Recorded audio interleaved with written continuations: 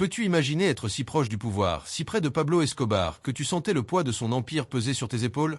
Maintenant, imagine que ce monde entier s'effondre en un clin d'œil. Non pas à cause d'une menace extérieure, mais à cause de quelqu'un en qui tu avais confié ta propre vie. C'est l'histoire d'une femme, une maîtresse qui vivait dans l'ombre du roi du narcotrafic. Mais lors d'une nuit fatidique, dans une maison pleine de secrets, tout a changé. Elle a été trahie, humiliée et rejetée, laissée pour disparaître dans l'oubli. Pourtant, ce qu'elle a fait ensuite a non seulement surpris tout le monde, cela a déclenché une traînée de feu et de destruction dont on parle encore aujourd'hui dans les rues de Medellín. Reste avec moi, car ce n'est pas juste une histoire, c'est un récit captivant qui te tiendra en haleine du début à la fin. Nous étions en 1991, et le cartel de Medellín était à son apogée. Pablo Escobar était intouchable, un homme qui déplaçait des millions comme s'il s'agissait de miettes. Mais derrière les armes, la drogue et les menaces, il y avait un autre aspect de sa vie, un côté intime, connu seulement de quelques-uns. C'est là qu'elle est entrée en scène, Sofia Randon. Une femme d'une beauté saisissante, aux yeux sombres pleins de secrets et au sourire capable de faire fondre le cœur le plus froid. Sofia n'était pas qu'un joli visage. Elle était la maîtresse d'Escobar, quelqu'un qui avait gagné une place spéciale dans le cœur blindé de ce dernier. Elle n'était pas son épouse, Maria Victoria, ni l'une des nombreuses aventures passagères du chef. Sofia était différente. Il l'emmenait à des réunions secrètes, partageait avec elle des plans que même ses principaux lieutenants ne connaissaient pas, et l'avait installée dans une maison à la périphérie d'Envigado, un palais caché entre des collines verdoyantes, gardé par des hommes armés. La maison était comme un autre monde, des murs blancs éclatants, des sols en marbre, des lustres en cristal qui scintillaient comme des étoiles. Dans le jardin, une piscine reflétait la lumière de la lune, entourée de jardins luxuriants avec des fleurs exotiques que Sofia elle-même entretenait. Mais ce n'était pas qu'une propriété de luxe. C'était un refuge, un endroit où Escobar pouvait s'évader, même si ce n'était que pour un court moment, de la folie de son empire. Là, entre verres de boissons coûteuses et nuits passionnées, Sofia est devenue sa confidente. Elle savait des choses qui pouvaient faire tomber tout le cartel, nom de traître, route de contrebande, pot de vin politique. Escobar lui faisait plus confiance qu'à quiconque, ce qui la rendait puissante, mais aussi vulnérable. Cette nuit-là avait commencé comme tant d'autres. Escobar était sorti pour une autre réunion secrète, et Sofia restait seule dans la maison, entourée de domestiques et de gardes. L'air était lourd et humide, et un tonnerre lointain annonçait une tempête. Elle se tenait dans sa chambre, devant un grand miroir, en train de brosser ses longs cheveux noirs, quand la sonnette a retenti. Elle trouva cela étrange. Personne ne venait sans prévenir, pas ici. Elle descendit lentement les escaliers, sa robe rouge traînant sur le sol, et ouvrit la porte d'entrée. Là se tenait Carlos El Lobo Guzman, un des hommes de plus grande confiance d'Escobar. Un type costaud, avec une cicatrice qui descendait sur sa joue gauche. Sofia le connaissait bien. Il avait déjà visité la maison plusieurs fois, toujours avec des ordres directs du chef. Mais cette nuit-là, quelque chose dans son regard la troubla. « Nous devons parler », dit El Lobo d'une voix rauque qui brisa le silence. Sofia le laissa entrer, même si un nœud serré lui comprimait l'estomac. Elle le conduisit jusqu'au salon principal, où le feu crépitait dans la cheminée, et lui offrit un verre. Il repoussa le verre d'un geste brusque. « Je ne suis pas venu pour ça », grogna-t-il. Avant qu'elle ne puisse dire quoi que ce soit, deux autres hommes entrèrent dans la pièce derrière lui. L'un était jeune, avec un sourire tordu qui n'atteignait jamais ses yeux. L'autre était plus âgé, chauve, et ses mains tremblaient légèrement. Sofia savait qui ils étaient, ils faisaient partie du cercle intime du cartel. Mais ce n'était pas le genre d'homme qu'Escobar envoyait habituellement la voir. « Que se passe-t-il ici ?» demanda-t-elle en essayant de garder son calme malgré son cœur qui battait à tout rompre dans sa poitrine. El Lobo s'approcha trop près et la regarda de haut en bas comme si elle n'était qu'une pièce de viande exposée dans une vitrine. « Les choses ont changé, Sofia, dit-il, son haleine chargée d'odeur de tabac. On raconte que tu as parlé à la DEA, que tu leur as donné des informations. » Elle fit un pas en arrière, stupéfaite. « Quoi? C'est une folie. Je ne trahirai jamais Pablo. » Mais El Lobo semblait indifférent. « Peu importe ce que tu dis. Quelqu'un doit payer le prix. Et ce ne sera certainement pas nous. » Avant qu'elle puisse réagir, le plus jeune au sourire faux saisit son bras, et le chauve sortit une corde de l'intérieur de sa veste. Ils ne se contentaient pas de l'accuser, ils étaient venus pour la faire taire, pour la faire disparaître. Sofia se débattit, cria, tenta de se libérer, mais elle était en infériorité.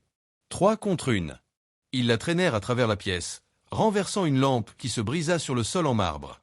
La corde serra fortement ses poignets, coupant sa peau, puis vint la gifle, la main d'El Lobo claquant contre son visage avec tant de force qu'elle vit des étoiles. « Tu étais intouchable à cause de lui », cracha-t-il. « Mais plus maintenant. C'est fini, princesse. » Ils la traînèrent jusqu'au sous-sol, un endroit humide et sombre, rempli de caisses et d'ombre, et la jetèrent contre un mur de béton. Au milieu des rires et des insultes, ils firent clairement comprendre ce qui allait suivre. La tuer ne suffisait pas. Ils voulaient l'humilier, lui faire souffrir pour avoir été l'élu d'Escobar. Mais ce qu'ils ne savaient pas, c'est que Sofia n'était pas qu'un joli visage, elle était une survivante. Si cette histoire t'a déjà captivé jusqu'ici, ne détourne pas le regard. Ce qui vient dépasse tout ce que tu pourrais imaginer. Et je te promets, si tu restes avec moi jusqu'à la fin, tu comprendras exactement pourquoi cette femme a tout changé. Abonne-toi maintenant, active les notifications et prépare-toi car ce n'est que le début. Le sous-sol était froid, avec une odeur de terre humide et d'essence. Sofia était allongée par terre, les poignets liés, la robe déchirée, tandis que les trois hommes riaient et discutaient de ce qu'ils allaient lui faire ensuite. El Lobo s'accroupit devant elle, tenant un couteau qui brillait sous la faible lumière d'une ampoule vacillante. « Tu pensais être intouchable, hein ?» dit-il avec un sourire cruel. « Mais sans Pablo, tu n'es rien. » Elle le regarda droit dans les yeux, la respiration irrégulière, mais sans se briser. Elle n'allait pas supplier, elle ne leur offrirait pas ce plaisir. Dans sa tête, elle élaborait déjà un plan d'évasion. Le jeune homme au sourire tordu s'approcha, une bouteille d'alcool à la main, le liquide s'agitait alors qu'il avançait. Ce fut leur erreur. La corde à ses poignets était lâche, nouée à la va-vite par les mains tremblantes du chauve. Alors qu'il continuait à se moquer d'elle, Sofia commença lentement à bouger les doigts, desserrant subtilement le nœud, attendant le moment parfait. El Lobo se leva en donnant des ordres. Finissons en vite. Pablo ne doit pas savoir. Mais au moment où il se retourna pour fouiller une caisse proche, Sofia agit. D'un mouvement rapide, elle libéra une main et attrapa une bouteille d'essence à portée de main. Avant que quelqu'un ne puisse réagir, elle la lança sur le plus jeune, le trempant de la tête aux pieds. Profitant de la confusion, elle se releva d'un bond. Le chauve tenta de l'attraper, mais elle lui planta son genou dans le ventre, lui coupant le souffle. El Lobo se retourna, furieux, se précipitant vers elle avec le couteau levé, mais elle fut plus rapide. Elle s'élança dans l'escalier, trébucha, mais ne s'arrêta pas, les trois hommes à ses trousses. Elle défonça la porte du salon principal, où la cheminée brûlait encore, et sans hésiter, saisit un chandelier tombé au sol et le lança contre les rideaux.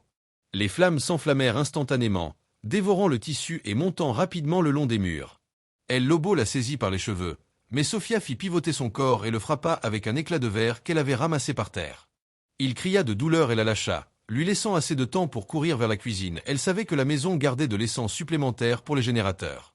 La fumée emplissait déjà l'air, et les cris furieux des hommes résonnaient derrière elle. Dans la cuisine, elle trouva plusieurs bidons de carburant empilés dans un coin. Ses mains tremblaient, mais sa détermination était ferme alors qu'elle commençait à répandre l'essence sur le sol, laissant une traînée derrière elle tout en reculant vers la sortie arrière. Le jeune homme aux vêtements trempés réapparut à la porte, encore dégoulinant d'alcool et d'essence. Il tenta de lui barrer le passage. Sofia n'hésita pas. Elle saisit un briquet sur la table, l'alluma et dit « C'est pour moi ». Puis elle jeta la flamme au sol. Le feu explosa en une chaleur intense, encerclant le jeune homme d'un mur de flammes. Ses cris furent engloutis par le rugissement de l'incendie, tandis que Sofia courait vers le jardin. La demeure était désormais un enfer en flammes, le feu montant le long des murs et consumant tout sur son passage. El Lobo et le chauve réussirent à s'échapper, toussant et couverts de suie, mais ils ne purent la rattraper. Sofia disparut entre les arbres, la lueur du feu projetant des ombres dans la nuit derrière elle. La nouvelle se répandit comme une traînée de poudre. Une maison du cartel réduite en cendres. 3 hommes morts ou disparus. Personne ne savait exactement ce qui s'était passé. Certains disaient que c'était une embuscade d'un cartel rival. D'autres murmuraient que c'était Escobar lui-même qui avait ordonné d'éliminer les traîtres au sein de son groupe. Mais les plus proches du chef connaissaient la vérité. Sofia avait survécu et sa vengeance ne faisait que commencer. Elle ne s'arrêta pas là. Dans les semaines qui suivirent, elle se déplaça dans Medellín comme une ombre, utilisant tout ce qu'elle savait sur le cartel pour le démanteler morceau par morceau. Elle trouva le frère d'El Lobo, un trafiquant qui contrôlait les routes vers le nord, et l'attira dans un piège dans un entrepôt. Elle le verrouilla à l'intérieur et incendia le bâtiment, laissant les flammes faire le reste. Ensuite, elle alla s'en prendre au contact du chauve, banquier et blanchisseur d'argent dispersés en ville. Un à un, leurs voitures explosèrent, leurs maisons furent incendiées, leur vie réduite en poussière. Sofia ne voulait pas seulement les voir morts. Elle voulait effacer leur existence, faire ressentir au cartel la même douleur qu'elle avait endurée. L'incendie de la maison n'était que le début. Chaque coup devenait plus audacieux et plus destructeur. Par une nuit particulièrement sombre, Sofia repéra une réunion secrète où plusieurs des principaux lieutenants du cartel s'étaient rassemblés pour tenter de la stopper. Elle entra dans le bâtiment sans être vue, une ancienne usine en ruine, et répandit silencieusement de l'essence dans les couloirs pendant qu'ils discutaient à l'intérieur. Lorsque les flammes éclatèrent, le chaos s'installa. Certains tentèrent de fuir, mais les sorties avaient été verrouillées avec des chaînes qu'elle avait elle-même posées auparavant. D'autres tirèrent en l'air au hasard, espérant toucher un ennemi invisible, mais il n'y avait personne à viser. Le feu les engloutit entièrement, et quand la police arriva des heures plus tard, tout ce qu'elle trouva fut des ruines fumantes et des corps carbonisés. Si cette histoire te coupe déjà le souffle, ne pars pas, ce qui suit est le point culminant de sa vengeance, et je te garantis, tu n'as jamais rien vu de tel. Clique sur j'aime, si tu n'es pas encore abonné, abonne-toi maintenant et reste jusqu'à la fin, car cette femme n'a jamais abandonné, et sa fureur a tout changé autour d'elle. Sofia savait que cela ne pouvait pas durer éternellement. Tôt ou tard, Escobar découvrirait qu'elle était toujours en vie, et quand cela arriverait, il n'y aurait aucun endroit au monde où il pourrait se cacher. Mais cela lui était égal. Ce n'était pas une question de survie. C'était une question de vengeance, de leur faire payer ce qu'ils lui avaient fait. Pendant des jours, elle disparut dans les ruelles de Medellín, se cachant parmi les mendiants et les voleurs, planifiant silencieusement son prochain mouvement. Des murmures à son sujet commencèrent à se répandre. Certains l'appelaient la sorcière du feu, d'autres croyaient qu'elle était un esprit vengeur, invoqué par les innombrables morts causées par le cartel. Mais Sofia n'était pas une légende, elle était chair et sang, et déterminée à terminer ce qu'elle avait commencé. Sa prochaine cible était bien plus importante. Gustavo Gaviria, cousin d'Escobar et l'une des figures les plus puissantes du cartel. Si quelqu'un avait autorisé la trahison d'El Lobo, c'était certainement lui. L'atteindre serait presque impossible. Gustavo vivait entouré de gardes armés dans un complexe fortement protégé en périphérie de la ville. Mais Sofia connaissait sa plus grande faiblesse, son ego. Elle élabora un plan minutieux, comptant sur l'aide de contacts qui lui restaient fidèles, des hommes que le cartel avait rejetés, mais qui détestaient Gustavo autant qu'elle. Une nuit, elle répandit une fausse information. Une importante cargaison de cocaïne aurait été saisie par la police sur une route proche. Furieux, Gustavo partit en hâte avec un petit groupe d'hommes pour enquêter. C'était exactement l'opportunité que Sofia attendait. Elle et ses alliés les tendirent une embuscade sur un tronçon isolé de la route, utilisant des explosifs improvisés faits d'essence et de clous. L'explosion illumina l'obscurité, détruisant 2 véhicules et blessant Gustavo, mais il était encore vivant. Sofia sortit de l'ombre, tenant un bidon d'essence à la main, et s'approcha de l'homme étendu sur l'asphalte, saignant et suffocant. « Qui es-tu » grogna Gustavo, peinant à parler. Elle s'agenouilla à ses côtés, la lumière du feu projetant des ombres sur son visage. « Je suis ce que tu as laissé derrière toi, murmura-t-elle, puis versa l'essence sur son corps brisé. Ensuite, elle alluma une allumette et la laissa tomber. Les flammes surgirent immédiatement, l'engloutissant. Les cris de Gustavo résonnèrent seulement quelques secondes avant que le silence ne s'installe. Sofia resta immobile, debout, jusqu'à ce qu'il ne reste plus rien que de la fumée et des cendres brûlées. L'attaque contre Gustavo fut le coup de grâce. Le cartel de Medellín fut secoué jusqu'à son noyau, divisé par la peur et la confusion. Quand Escobar apprit la mort de son cousin, il déclencha une chasse implacable pour trouver le responsable. Mais Sofia avait déjà disparu, toujours un pas en avant, s'évanouissant au milieu de la destruction, laissant derrière elle une trace que personne ne pouvait effacer. Les rumeurs se répandirent rapidement. Certains disaient qu'elle avait fui le pays, utilisant de l'argent volé au cartel pour commencer une nouvelle vie ailleurs. D'autres croyaient qu'elle était morte dans l'un des incendies elle-même, consumée par le même feu qu'elle avait déclenché. Mais dans les rues de Medellín, sa légende restait vivante. Les enfants chuchotaient des histoires à propos d'une femme vêtue de rouge qui apparaissait la nuit, portant le feu dans ses mains et la vengeance dans son âme. Ces incendies n'étaient jamais de simples actes de colère, c'étaient des avertissements.